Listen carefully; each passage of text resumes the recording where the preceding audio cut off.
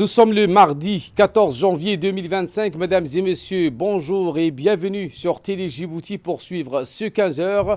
Et faisons donc les titres de l'actualité d'aujourd'hui. Sous la présidence du chef de l'État et chef du gouvernement, s'est tenu aujourd'hui les travaux de la deuxième séance du Conseil des ministres. Également, dans l'actualité de ce 15 heures, au Liban, Joseph Aoun désigne Nawaf Salam pour former le gouvernement libanais. Voilà pour le sommaire. Merci si vous nous accueillez chez vous.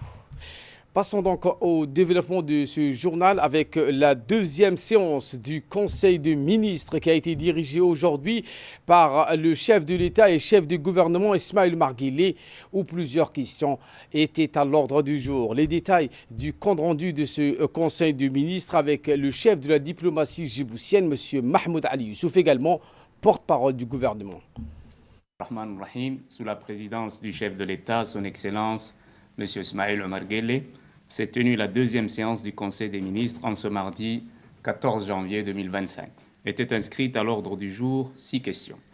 La première question concerne un projet de loi portant création de l'hôpital régional de Tadjoura.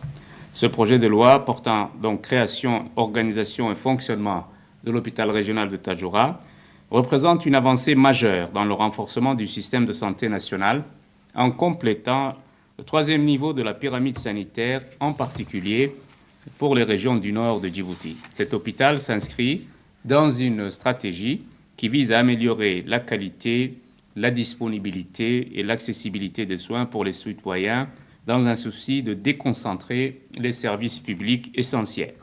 L'hôpital permettra de décongestionner les structures de santé de Djibouti-Ville tout en fournissant aux habitants du nord des infrastructures modernes et des soins de proximité et en réduisant ainsi les disparités dans l'accès aux services médicaux spécialisés.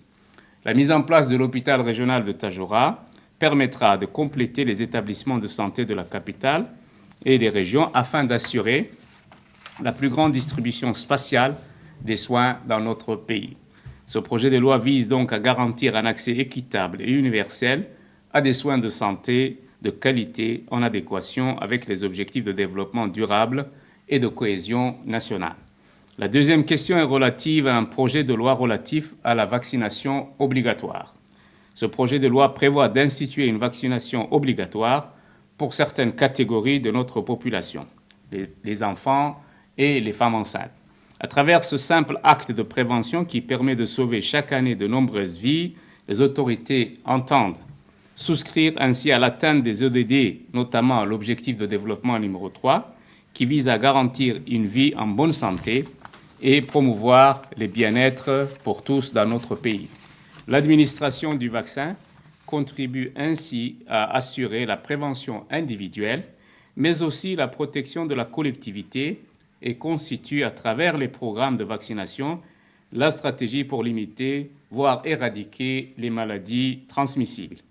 Les maladies évitables par la vaccination sont souvent des pathologies qui n'ont pas un traitement curatif et la vaccination reste la meilleure option pour réduire le risque de survenue de ces maladies. Le projet de loi a pour objectif donc de rendre obligatoire la vaccination des enfants de moins de 5 ans et des femmes enceintes. Ce projet de loi introduit donc de nouveaux vaccins aussi dans le calendrier vaccinal, en l'occurrence le vaccin ROR, plus connu donc rougeole sous l'appellation rougeole oréon rubéole, le vaccin HPV qui est un vaccin contre les infections à papillomavirus humain et le vaccin DTP contre la diphtérie qui est ajouté donc au vaccin antitétanique déjà administré aux femmes enceintes. L'objectif visé par ce projet de loi est de réduire durablement la morbidité et la mortalité infantile. La troisième question concerne un projet de décret portant adoption du plan d'action national réajusté pour 2024-2025, donc pour l'Agence nationale du handicap. Et ce plan réajusté est donc adopté sous forme de décret. Il a pour objet donc de mettre en place cette stratégie nationale pour les années 2024-2025. Le plan d'action des autres domaines prioritaires, donc à savoir l'éducation et la formation professionnelle, la santé et l'emploi et la protection sociale, qui ont été mises à jour à travers une approche collaborative et inclusive de toutes les parties prenantes, résultant en un document de plan d'action ajusté pour la période 2024-2025. Le projet de décret vise donc à aligner les actions avec les besoins et priorités identifiés tout en formalisant les ajustements nécessaires. La quatrième question concerne un projet d'arrêté portant approbation du budget prévisionnel 2025 de l'Agence nationale des systèmes d'information de l'État, plus connue sous l'acronyme d'ANSSI. Le budget 2025 de l'ANSSI est arrêté en équilibre, en produits et en charges, à 556 753 000 francs Djibouti. Ce budget connaît une augmentation et passe de 451 millions en 2024 à 556 millions en 2025. Les recettes sont constituées de la subvention de l'État, celles des partenaires et de certains organismes publics. Les principaux postes de dépenses sont les charges de personnel et de fonctionnement. En 2025, l'ANSSI prévoit d'investir 28 millions de francs Djibouti dans le renforcement de la cybersécurité, la mise en œuvre des systèmes IGO et IBALO, qui sont les bulletins des annonces légales obligatoires, et l'acquisition de nouveaux mobiliers pour le nouveau locaux. Ce budget 2025 de l'ANSSI vient en soutien à la stratégie de consolidation et d'innovation continue, répondant aux attentes des usagers à travers la réalisation par l'ANSSI de plusieurs chantiers, et notamment le lancement de la plateforme IBALO, l'appui au registre social, l'appui aux administrations et aux autres organismes publics pour la digitalisation des archives, le renforcement du CERT, le lancement de la stratégie en matière de cybersécurité, le déploiement d'une solution ODO pour la gestion des ressources humaines au profit de nos administrations.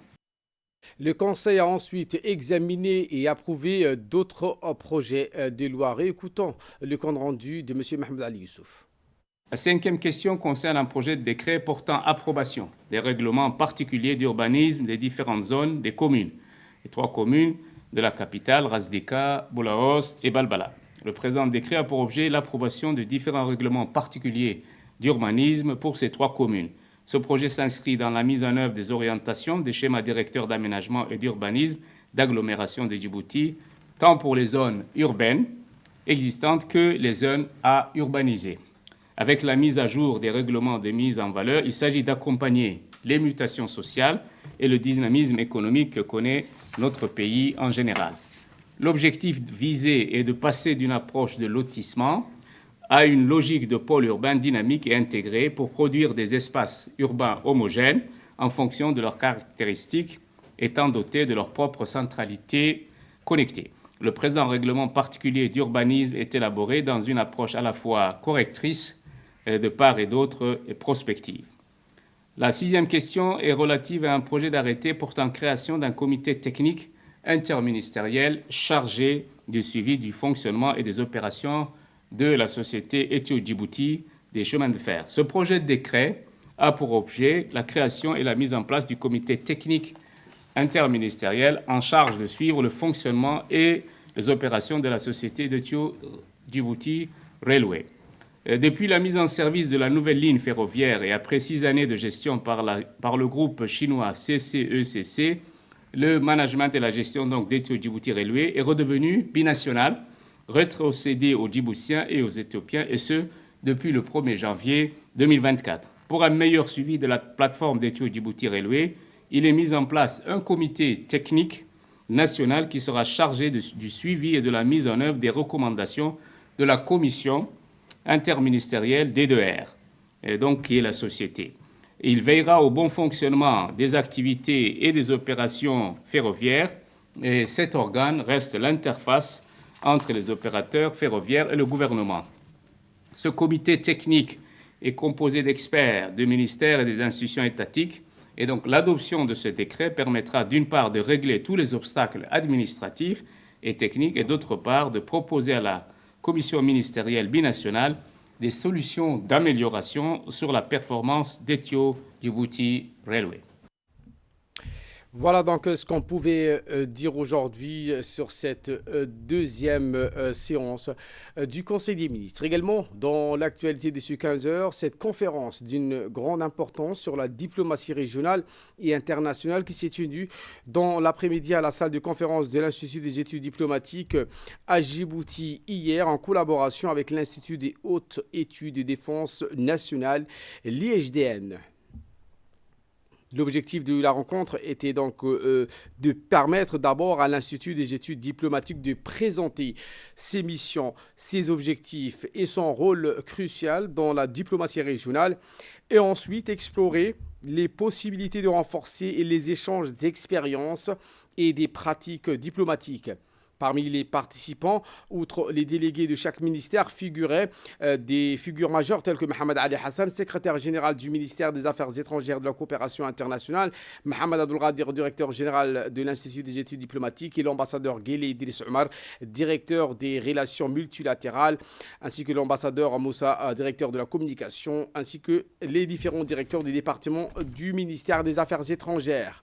Les discussions ont porté également sur des sujets clés, notamment le positionnement stratégique du Djibouti face aux défis d'une région instable comme la Corne de l'Afrique, ainsi que son rôle en matière de diplomatie internationale et de stabilité régionale. La seconde phase du séminaire régional sur la stratégie de la maintenance des équipements navals pour la durabilité opérationnelle dans l'océan Indien a été officiellement lancée au nouveau centre régional de formation maritime de Djibouti. Un événement majeur organisé conjointement par le Centre régional de formation maritime et l'Office des Nations Unies contre la drogue et le crime l'UNDOC.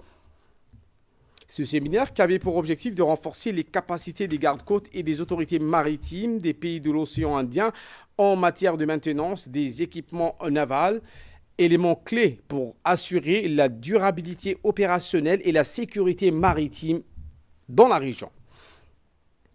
L'événement qui a réuni des responsables et des commandants des gardes-côtes dans plusieurs pays de l'océan Indien qui ont discuté des défis et des meilleures pratiques pour maintenir une flotte maritime fonctionnelle et prête à intervenir.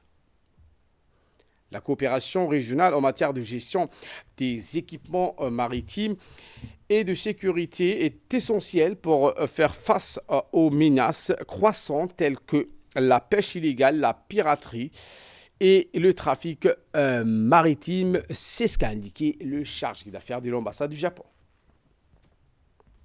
Au projet de l'UNODC qui promeut cet engagement. Pour assurer la sécurité maritime dans cette région, le Japon déploie des soutiens à la garde-côte djiboutienne, notamment à le don de patrouilleurs et l'assistance technique via la JICA. Eh bien, lors de l'ouverture de ce séminaire, plusieurs officiels de Djibouti et d'autres ont pris la parole pour saluer l'initiative et souligner l'importance de la collaboration entre les États et la région. C'est ce qu'a indiqué le représentant de l'Office des Nations Unies contre la drogue et le crime. Voici ses propos. Comme vous le savez, cet événement, et comme l'a dit Madame la directrice, s'inscrit dans la continuité de la réunion et du forum stratégique qui s'est tenu en octobre dernier et poursuit les efforts communs pour renforcer la sécurité maritime dans la région. Le thème central de ce séminaire, la durabilité opérationnelle, souligne l'importance des systèmes de maintenance solides pour garantir l'efficacité des ressources maritimes dans les environnements difficiles comme le nôtre. Et donc ce séminaire offre une plateforme essentielle pour aborder ces enjeux et partager avec les pays de la région. La reconnaissance particulière est adressée au gouvernement du Japon pour son soutien généreux qui reflète son engagement vers un océan Indien plus sûr et durable. Et évidemment, il faut remercier le Centre de formation régionale de Djibouti pour son accueil chaleureux et sa collaboration essentielle dans l'excellence dans la formation maritime. Et pour sa part, le colonel de la garde-côte, Waïs Omar Borouré, a précisé que ce séminaire représente une étape donc importante pour la région dans le cadre de la mise en œuvre des stratégies visant à garantir la durabilité opérationnelle des équipements navals afin de promouvoir la sécurité maritime dans l'océan Indien. Écoutons le colonel. La durabilité opérationnelle de notre région repose sur des fondations solides, la coopération régionale, l'harmonisation des efforts et la mise en œuvre des solutions innovantes face aux défis communs tels que la piraterie, la pêche illégale, les trafics illicites et les dégradations des environnementales. Nous devons unir nos compétences et nos ressources pour construire un avenir sûr et prospère. En tant qu'institutions engagées dans la sécurité maritime et le développement durable, il est de notre responsabilité de définir les principes fondamentaux du droit maritime tout en promouvant des mécanismes de coopération, collaboration à l'échelle locale, nationale, régionale et internationale. Ces forums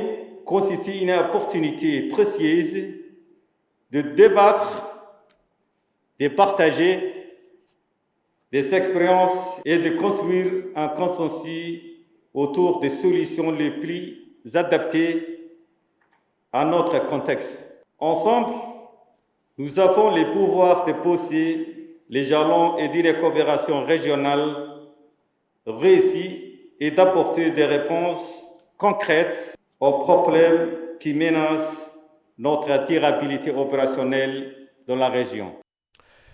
Pour le directeur général du Centre régional des formations maritimes du Djibouti, renforcer l'efficacité des forces de sécurité maritime et améliorer la gestion des infrastructures navales est un enjeu crucial pour la stabilité de la région. C'est ce qu'il a précisé. Écoutons. Ce séminaire organisé avec le soutien financier du gouvernement du Japon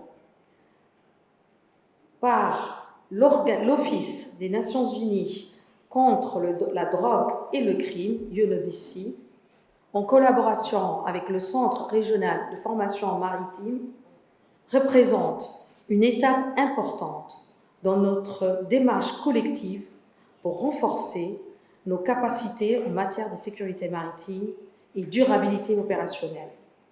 La durabilité opérationnelle dans le domaine maritime n'est pas un objectif à court terme, mais un engagement à long terme pour assurer la performance, la sécurité, l'efficacité de nos garde-côtes. Nous devons toujours viser à améliorer nos capacités, que ce soit pour la formation continue de nos équipes, l'adoption de technologies innovantes ou encore l'élaboration de stratégies de gestion adaptées aux défis actuels. Au cours de ce séminaire, les objectifs visés seront de passer en revue les principaux éléments d'un document national de maintenance, offrant aux participants une compréhension claire de sa structure et de son objectif. Le séminaire est conçu pour fournir des formations pratiques sur les procédures de maintenance, démontrer des méthodes d'exécution efficaces et clarifier le rôle et responsabilités individuelles au sein du système de maintenance complet. L'actualité de ce 15h est aussi ce groupe de 10 jeunes volontaires au profit de l'Agence nationale pour la promotion de la culture en vue de contribuer aux efforts du déplacement des archives nationales appropriées, des archives qui ont été donc versées à cette agence qui est sous l'égide du ministère de la Jeunesse. Explication. Sous l'égide du ministère de la Jeunesse et de la Culture, la direction de l'insertion sociale et du volontariat a entrepris de déployer un groupe de 10 jeunes volontaires au profit de l'Agence nationale pour la promotion de la culture en vue de contribuer aux efforts du département des archives nationales dans l'organisation, le déplacement et l'installation des espaces appropriés des archives qui ont été versés à l'ANPC par plusieurs administrations. Accueillis par la chef du département des archives, les jeunes volontaires ont assisté à une réunion d'introduction pour une prise de contact et d'échange. En effet, durant 2 semaines, les volontaires mobilisés s'activeront dans 3 sites stratégiques, à savoir le CERD, le BAN, l'INSTAD, pour appuyer l'équipe en charge des archives et de conserver le patrimoine historique, socio-culturel, économique de notre pays. Ce faisant, à l'issue de la réunion, les jeunes volontaires ont été affectés à plusieurs sites de travail pour s'acquitter de plusieurs tâches respectives. La ministre de la Jeunesse et de la Culture, Dr Hibo Moumin Assowe, a salué cette belle initiative qui traduit non seulement la noble volonté de conservation et de préservation de notre riche patrimoine, mais également l'objectif d'inculcation parmi les jeunes, un idéal de l'action de volontariat. Notre équipe de reporters ont pu recueillir donc les réactions des responsables. Aboubaker Rayal et Amir, chef service de volontariat au ministère de la Jeunesse et de la Culture. Aujourd'hui, nous avons déployé 10 volontaires qui vont justement épauler les personnels du département des Archives nationales. Et ces jeunes-là, durant 2 semaines, vont appuyer l'équipe technique des Archives nationales pour justement ranger, déplacer, acheminer les archives et les héritages de notre pays au niveau des Archives nationales. Donc je suis très heureux d'être parmi ces jeunes-là pour les orienter justement à la tâche qu'ils vont accomplir durant les 2 semaines. Je voudrais remercier Madame la ministre de la Jeunesse et de la Culture, qui donne toujours des opportunités à la jeunesse. Je me nomme Nastéo Faragiré, chef du département des Archives nationales de l'ANPC, une agence du ministère de la Jeunesse et de la Culture. Aujourd'hui, nous nous trouvons aux Archives nationales pour accueillir des jeunes volontaires qui sont issus des différents CDC de la capitale, sous l'égide de la ministre de la Culture, qui vont nous épauler dans le processus de collecte des archives des institutions publiques.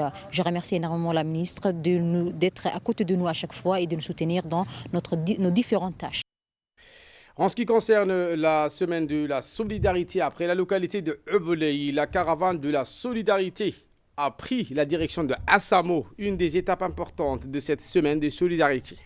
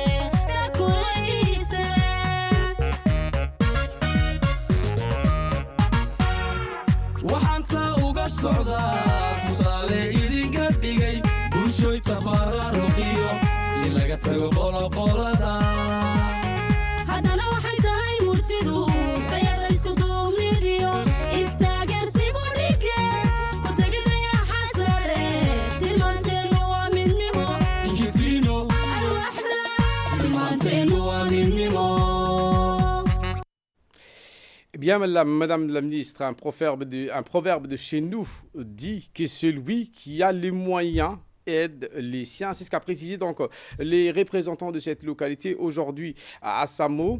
Nous sommes entre de bonnes mains, c'est ce qu'ils ont indiqué, et devraient être comme les autres régions qui accueillent de grands projets de développement. Et aujourd'hui, un exemple de développement de croissance pour le reste du pays. À l'image du célèbre Daher Obsiye Rashbash et de la jeune Fathia qui a assimilé les ficelles de la politique. C'est ce qu'a donc indiqué le vice-président de l'Assemblée nationale, natif de la région, M. Omar Ahmad.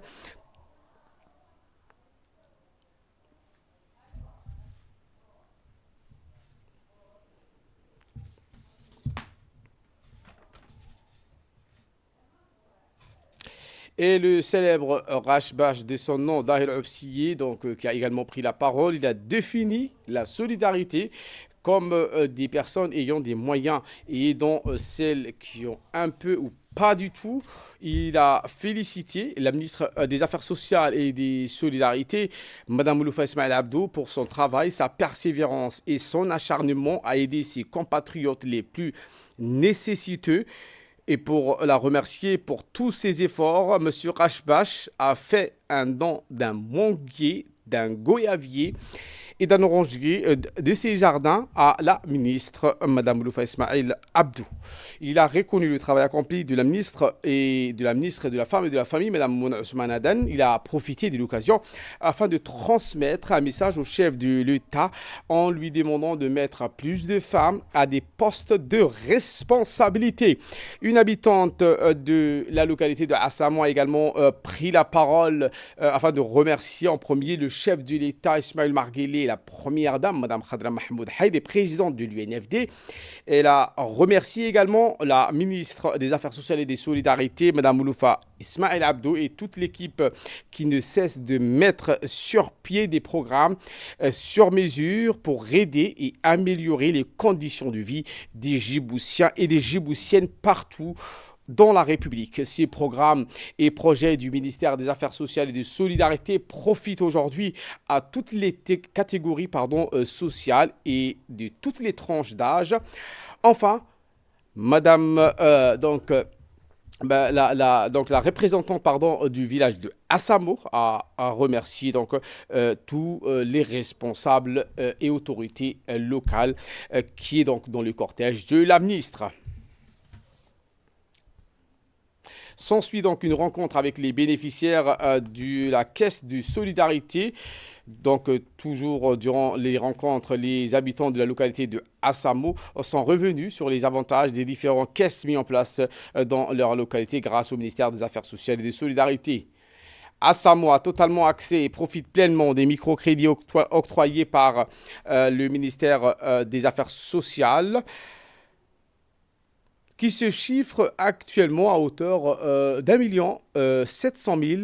Cette caisse est destinée aux ruraux qui n'ont pas accès à la CPEC, la caisse d'autonomisation basée sur un système de revolving, c'est-à-dire que les membres de cette caisse, entre 15 et 25 membres, empruntent tour à tour le rôle pour la mise d'une activité génératrice de revenus, ensuite remboursée bien sûr, afin de avoir l'occasion de faire des activités génératrices de revenus.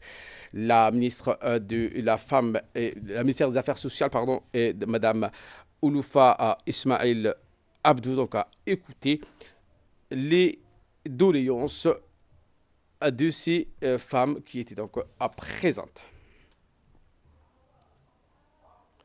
Et pour sa part, la ministre a répondu, a indiqué que ces projets continueront sans cesse. La communauté doit alimenter la caisse à travers la cotisation hebdomadaire ou mensuelle. C'est ce qu'a précisé dans son intervention la ministre des Affaires sociales et des Solidarités, Mme Ouloufa Ismail Abdou. Et en nouvelle du monde, cette fois, je vous l'ai dit en titre, au Liban, un juge international, M. Nawaf Salam, est devenu aujourd'hui le nouveau Premier ministre du Liban. Explication. Le président de la République libanaise, Elie Joseph Aoun, a chargé le juge Nawaf Salam de former le nouveau gouvernement libanais après avoir mené les consultations parlementaires. Le juge Salam, actuel président de la Cour internationale de justice, a recueilli 85 voix, dévançant son concurrent, le Premier ministre sortant, Najib Mikati, qui n'a obtenu que 9 voix. De plus, 34 députés se sont abstenus de désigner un candidat pour le gouvernement. Le nom de Nawaf Salam est apparu comme celui d'un potentiel formataire de gouvernement après l'élection de Joseph Aoun à la présidence, marquant ainsi la fin d'une vacance de plus de 2 ans à la présidence du Liban. En effet, le gouvernement actuel est dans une phase de gestion des affaires courantes depuis le 31 octobre 2022, suite à la fin du mandat de l'ancien président Michel Aoun, et c'est depuis plus de 2 ans sans formation d'un gouvernement. Ce n'est pas la première fois que Nawaf Salam est proposé pour former un gouvernement au Liban. Il avait déjà été évoqué pour cette fonction en 2019. En février 2024, Salam a été élu président de la Cour internationale de de justice, devenant ainsi le 3e juge arabe à occuper ces postes. Sa carrière professionnelle a débuté en tant qu'avocat et professeur d'histoire contemporaine à l'université à Paris. Il a aussi dirigé le département des sciences politiques et de l'administration à l'université américaine de Beyrouth de 2005 à 2007. Voilà pour l'essentiel de ce 15h. Merci de votre fidélité. Restez avec nous. Le programme continue sur Télé Djibouti.